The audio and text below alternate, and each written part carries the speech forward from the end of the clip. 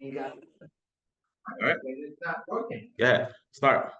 Hey everybody, once again, take two. This is the HeartShare Wrestling Podcast. Bianca here. Daniela. What's your name? Najoy. Brother. Michael and the Monday Night Messiah Alfonso. Oh my. Amaya the Night Alfonso. Oh yeah, yeah. Okay. How many times I gotta tell you it's not the Monday Night Messiah, it's the Monday Night Mistake. Anyways, that's neither here nor there.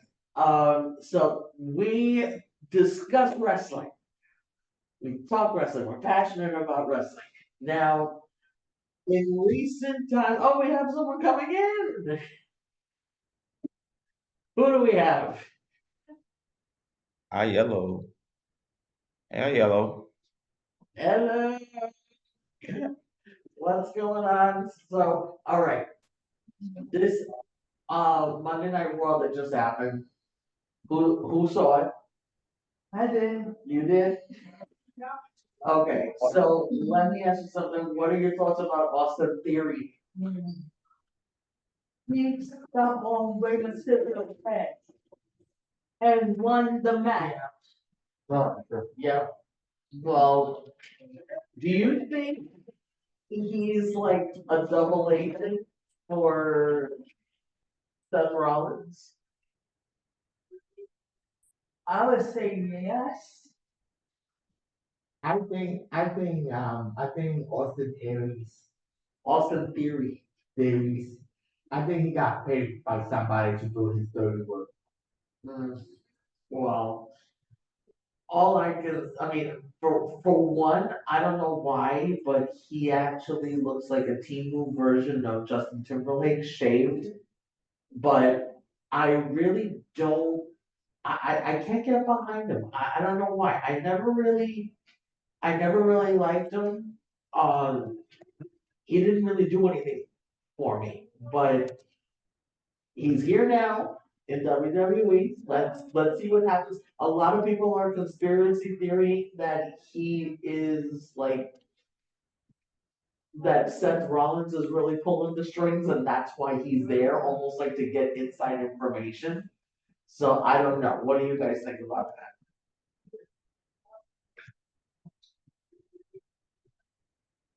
Does that mean that the guy is on the deep pocket of Paul Heyman's gang? Well, I mean, he showed an interest. He said that he likes the fact that the Vision they take what they want, and so he's quote unquote taking an opportunity. Um, Braun Breaker and Bronson Reed are a little iffy about him, but we'll see what happens because at this point right now, I mean, anything's better than putting Logan Paul. I mean, Logan Paul doesn't do much. He really doesn't. Eddie, what do you think? I have no idea. Oh, come on. Come on. He's part of the Vision now. Well, temporarily, I think Paul Heyman's like trying to see what it is that he does. Like, what is it that is he really in line with what it is that they're trying to do, or what? Now, January 5th, we have CM Punk versus Braun Breaker. Does anyone see a possible title change? Between Braun Breaker and CM Punk for the world heavyweight title on the line. Yeah. Do you see anything like that happening where he winds up winning and Punk loses? Yes. Really? I think CM Punk gonna win that. I think he's gonna lose. I think he's gonna win based mainly on outside interference, and therefore Braun would wind up getting disqualified, and so therefore the belt winds up being retained.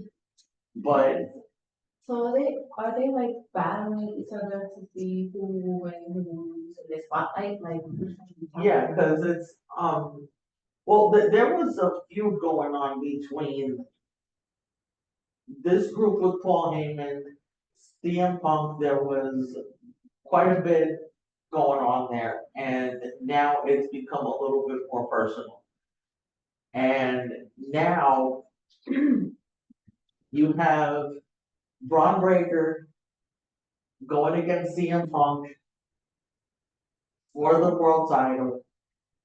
And that's gonna be interesting because now the both of them have actually been like in promos, they've been going after each other's personal life.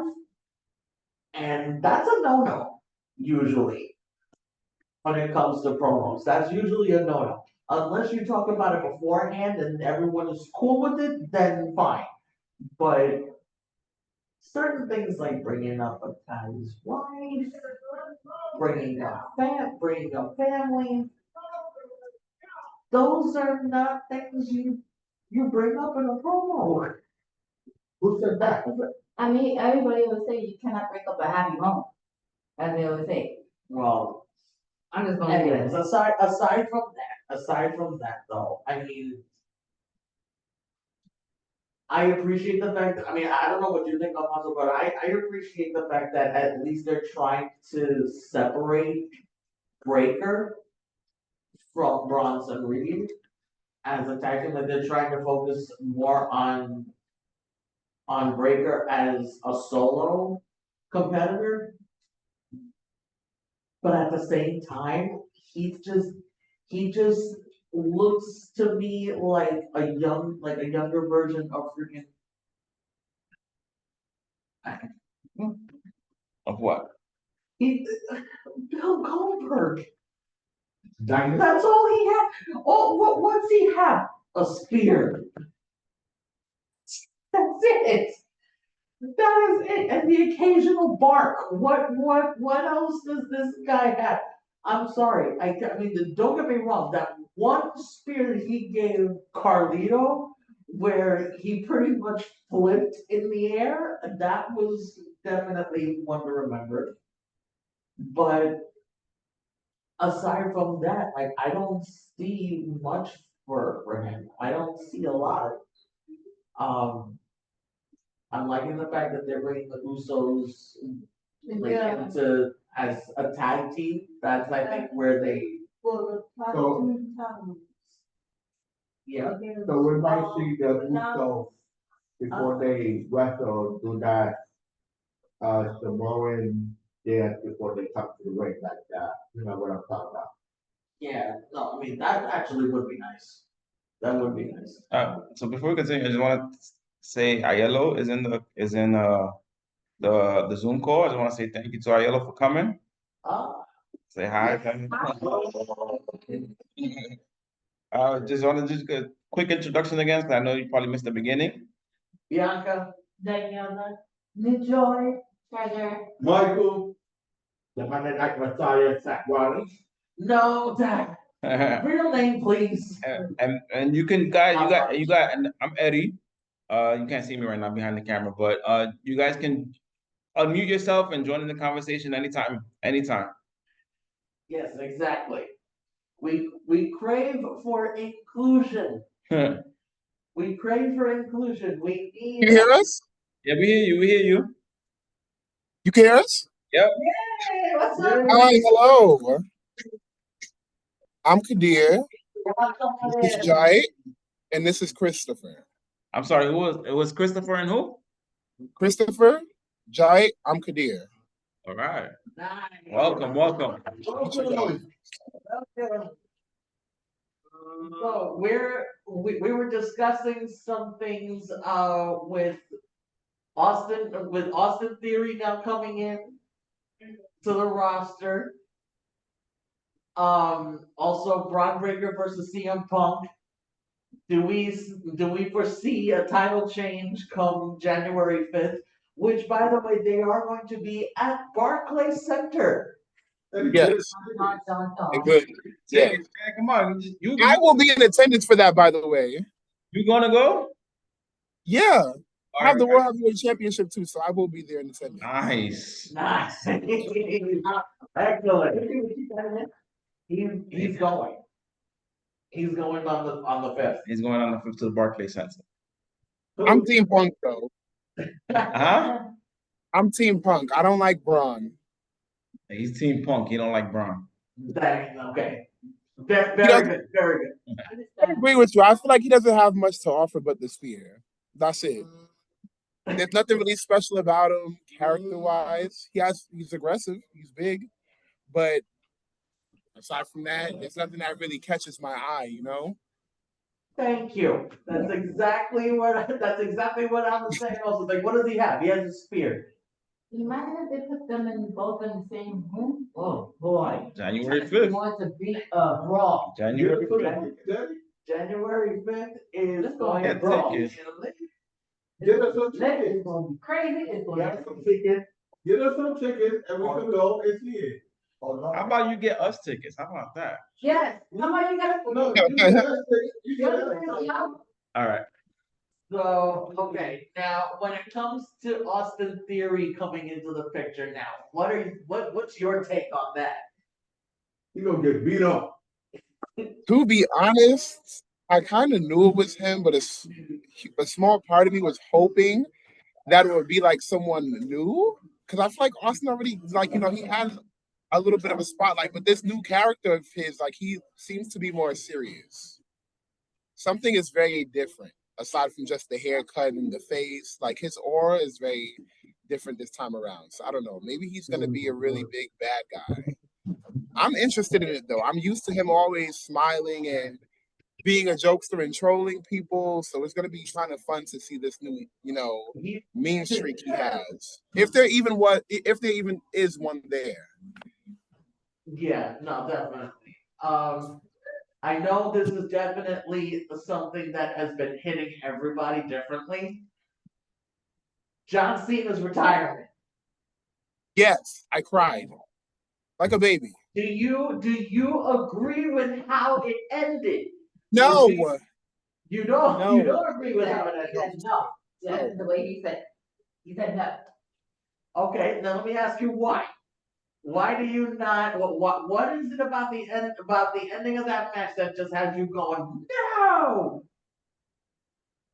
The whole point of a legend versus newcomer, well, Gunther's not really a newcomer anymore. I just feel like the whole point of the match of a legend leaving versus somebody who's still trying to establish themselves is to make him give up. You know, I feel like John didn't really give his all in that match. I was pretty upset. Yeah. You literally, like, the point is to pass the torch and to take it. Like, you literally just, for example, here you go. I feel like there was no real effort there. It was rushed. That's the best thing I can say. You know what? I will give you that. Like, to be honest, if I had it my way, I would have thought that one of the great ways to go out would probably have been like if it was like a street fight. Because let's face it, I think Gunther can handle a street fight. Me too. Yeah. I think he could. But I mean, the thing is that how I choose to look at it. I mean, and this is probably just me just getting used to the fact that we're not going to see John anymore. You think he could win the street fight? Yeah, Could he do a street fight? I think not. What about you, Tucker? You think he could do a street fight? Maybe not, depending on how he wants to handle it. What about Daniela? You think Gunther can do a street fight? I don't know. I think Gardner is too wild. So if they agree to give John Cena a rematch before he retires, He's gone. He's gone. He's done. He's done.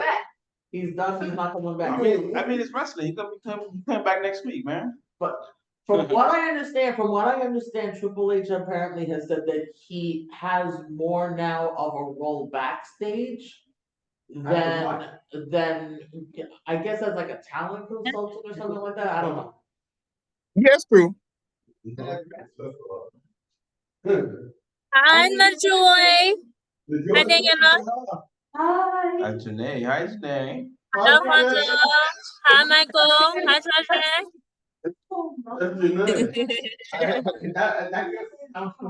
Hi, Janae. Remember the BIS here? Yeah. She was here the other day. Got quiet. Look at her. I can see her face. That's awesome. I really appreciate that. Oh,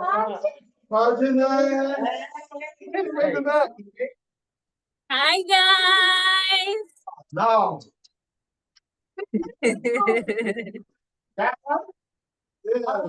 Hard. So yeah, when it comes to John Cena's retirement, I don't know. It's like I don't think of it as him giving up. I think it would be different, like if he was still active and he did that, he tapped out, then that would be a severe problem for me because then that does go back on his whole thing of never give up. But if there's a chance of a redemption story there, being that he's now no longer coming back, I don't see it as him giving up. I see that as him letting go and getting. That's what you're saying. It's almost like he's just like, all right, I'm done. I did what I had to do, so take it. You got it. Exactly, closure. Yeah. Now you do what you got to do with the ball. I'll give you the ball. Now you do what you got to do with it. I feel like that's what kind of moment it was. Exactly. But I mean, when it comes down with Gunther, I mean, I was on the fence with him for quite a while, but you have to remember something. This guy somehow made the Miz look like a baby face. Who was that? Yeah. Can do that. Anyone that has the ability to make the Miz look like a baby face, that's not someone to mess with. Yeah. Absolutely. He made the Miz look like a super, super good guy. Everybody knows Miz is evil. Even Miz admitted it. Even Miz said it in an interview one time. He was like, he made me look like a baby face. That alone had me turn my opinion around. And it's like, wow, okay, I really gotta watch this guy now. Because he did something that was pretty much impossible for anybody to do. And people forget too, when he was in NXT, he held the NXT North American Championship for over 600 days. I'm lying. 700. 700. I'm sorry. That is true. I did forget that. Mm-hmm. So even when he came over to the main roster and he started doing all of these big things, everything, I told myself it's only going to get to a certain point where everything just becomes more big and bigger for him because he has a very intense character and moveset. Oh yeah. You know, there was a lot of people that was commenting on Facebook about how when John Cena was tapping out and all of that in the comment. Oh yeah. Like, why did he leave? Why did he tap out? Why did he do this? Why did he did that? Well, but I didn't really comment on it, but I just looked at it and I'm like, oh, these people There's love a lot of- John Cena so bad. There's a lot of haters of John Cena, the Thugonomics. Yeah. Well, he's been with us for what, 20? He's been with the company for what, 27 years? Yeah, about that. And he, in my opinion, that man has earned, just like with Taker, ending the streak. That guy, John, has earned the right to retire when he wants, how he wants it, and to who. Keep it that way. He has earned the right to do that. Rock, Cena, and Taker my top 3. What was that? Rock, Cena, and Taker my top 3. Nice. Okay. What about what went down over the weekend between the Wyatt Six and the Luchadors? There was a big Triple A. Oh yeah. And the Wyatt family went crazy on the pounds. Huh? the Wyatt Six. It's really, I mean, I'm kind of on the fence about them too, but it's like Bray Wyatt was the mastermind behind behind that whole thing. So after losing him, it's kind of difficult to try and follow that again. Uncle Howdy doing a hell of a job. I'm not denying that. Now, here's another question pretty much for everyone here. Did anyone ever think that the New Day would actually be good at being heels? No. No, not at all. No. And when that place, Come and pass. What was that? It came. Their time to be heels came and passed already. Back in like 2015, 2016, when they were really hot, and they had that heat, it was okay then. But now they don't have Big E anymore. It's not really the same. The dynamic has changed. No, I can't stand them. I can't stand them, so that means that they are, well, at least for me not liking them, they're doing what they're supposed to be doing. I agree with that because, go ahead. No, because it's like one of the biggest things that they always say when it comes down to the wrestling business is that you need to hear either cheers or you gotta hear boos. If you hear nothing, then that's it. You're done. So the fact that they're even getting boos, it's like, okay. but the New Day without Biggie is not really a New Day. No. So they should reconsider apologizing to Biggie. Oh God, that's not gonna happen. You know what? Before they come to the ring, they'll be saying, Madison Square Garden. I agree. I feel like ever since the segment 2 that they had with him, where they came back for the anniversary and they were talking with Big E and celebrating, and they made it seem like they were happy to see him and they weren't. Yeah. That kind of just was like, that put the nail in the coffin for me. Because I told myself, honestly, there's nothing that they can do for me personally to make me not like them because of how likable they are. Yeah. But when that happens, I said, you know what? So you know what? You got to put it there because they definitely get that boo reaction out of me. Now every time I see them, I'm annoyed. So they're doing what they have to do. They're definitely doing what they got to do. They do what they gotta do. Now, there's a question going around actually, like, who has the most heat right now? And someone was asking, is it Gunther or who has more heat, Gunther or Dirty Dom? Oh God. At this point, I think just because of the whole John Cena thing, it's Gunther right now. Yep. Yeah. Tom definitely has been taking it, but ever since the situation, I have to agree with you. Gunther, especially now when they come back from all of this, because they're on vacation right now. When they come back from all of this, they are going to be pissed when he's giving his speech. Every time he tries to talk on the mic, they're going to shut him up by booing him even louder and louder and louder, just like they did Dom. So I think it's Gunther right now. That's great. Yeah, no, it definitely, I mean, he has the heat right now and he's definitely working. He's working it and he's enjoying himself. Like he comes out there and it's like he genuinely enjoys being hated. It kind of reminds me of Roddy Piper in a way. Like he thrives on the heat. Yeah. That was his favorite thing, being a heel. He didn't like being a face when he was living and he was wrestling. He said that he loved being a bad guy. Being a bad guy tends to be way more fun, especially if it's not who you are really. It's like you get to completely go opposite of do a full 360 of how you are as a person, and it's like you can just have so much fun with it. What about Judgment Day? What's going on? That group is dismantled. I heard that this girl is the ringleader of the Judgment Day now. Yeah, Liv Morgan is back. Back. And she's very insistent. She's very insistent That everybody should get their championship belts back. Everybody. The bones, yeah. Although it's kind of the loyalty is kind of wavering. I think Judgment Day has had their time. And I think it's coming close for Judgment Day to have their own Judgment Day. Exactly. I agree with you. Everyone is literally having their own Judgment Day coming. Yeah, wrap it up. Well, that's pretty much all the time that we have.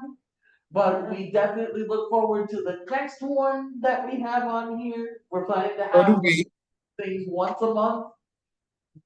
So you will get an email with regards to the next time that we get on here. Thank you so much for joining us. Thank you. Thank you for the invite. Can't wait for the next one. This was a great first podcast. Had fun. Nice. But yes, we will definitely keep you posted on the next one. All right. Thank you. You guys have a good one. Happy holidays. Enjoy your Christmas.